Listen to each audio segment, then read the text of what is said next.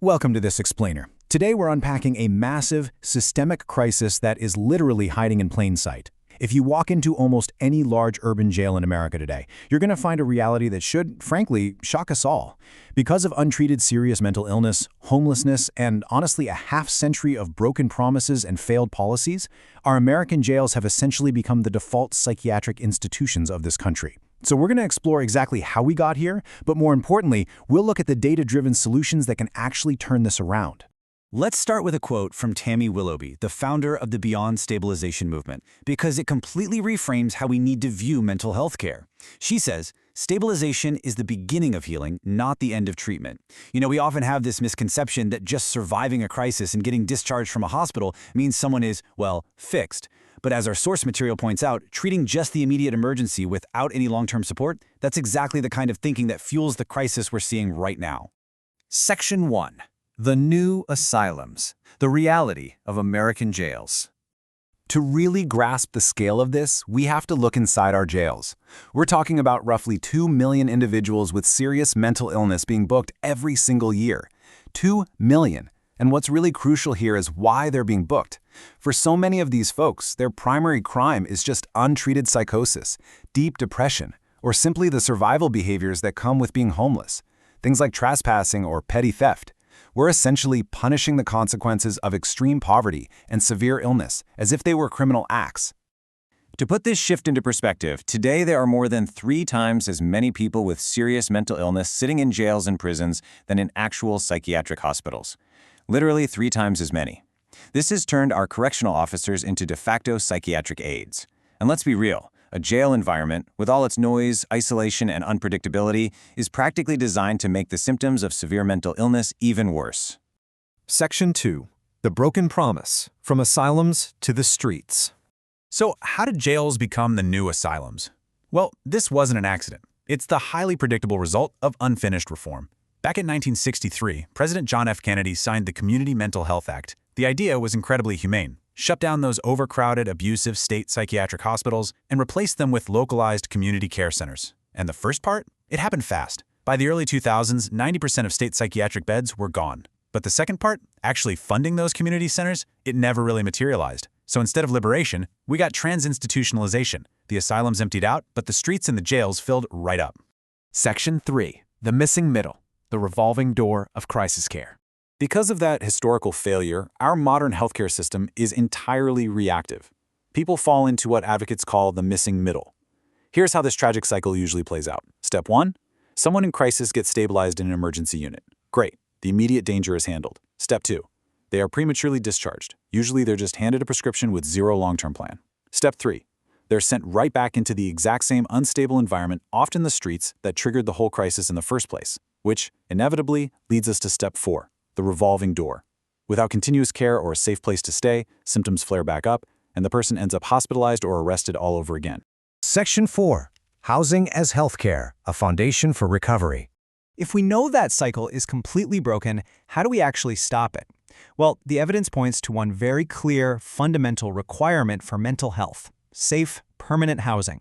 The Housing First model tackles this by moving individuals directly from homelessness into permanent housing. And this is the real game changer. It provides housing without preconditions. You don't have to mandate treatment or demand sobriety first. The home itself acts as the stable foundation where people can actually start working toward their recovery. The takeaway here is that permanent supportive housing isn't just about charity or giving someone a roof. It's a proven, highly effective healthcare intervention. Studies show it fosters individual recovery, drastically cuts down on emergency room visits, and lowers the use of expensive inpatient crisis care. Plus, it decreases criminal involvement. So we're restoring human dignity while taking a massive financial and logistical burden off our community resources.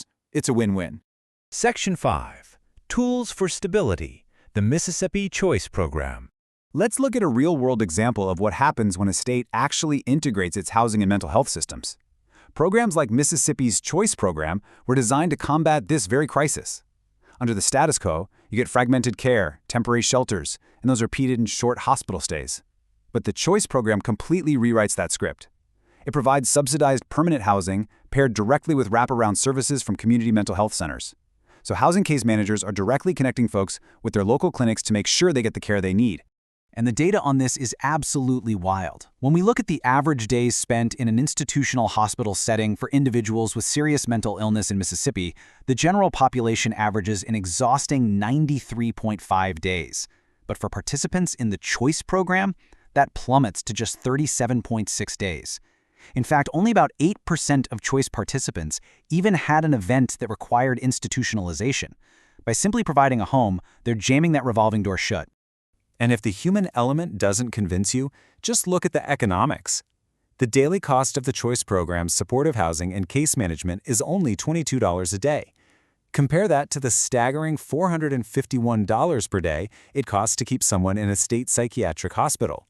So supportive housing isn't just the compassionate choice, it is, without a doubt, the most fiscally responsible one. Section 6. Healing Beyond Stabilization. Breaking the revolving door. Now, as advocates constantly emphasize, housing is vital, but it's not the whole picture. Housing provides the ground, but healing provides the direction. To maintain that stability, the housing has to be paired with consistent treatment. The sources highlight tools like long-acting injectable medications, or LAIs. For folks who might struggle to take a pill every single day, LAIs are a huge help. They reduce crisis cycles, improve safety, and prevent the exact kinds of relapses that usually lead to losing a home. It's all about weaving clinical support directly into the person's daily environment. This brings us right to the comprehensive roadmap pushed by the Beyond Stabilization movement. If we really want to transform mental health care, we need discharge planning that involves actual, warm, staff-to-staff handoffs to housing resources, not just handing someone a piece of paper with a few phone numbers on it. We need permanent supportive housing scaled up to meet the actual demand. We need routine discussions about long-acting injectables. We need integrated peer and family support. Basically, we have to start treating the post-discharge period as the true foundation of long-term wellness, rather than just an afterthought. Ultimately, this all comes back to a massive shift in how we think. For decades, our system has looked at stabilizing an acute crisis as the finish line. But when we look at the reality on our streets and inside our jails, it tells a completely different story. We have to ask ourselves, what happens when stabilization is only the beginning? Are we finally ready to fund the complete journey of recovery? Are we going to just keep letting our jails serve as our new asylums? Thank you for checking out this explainer.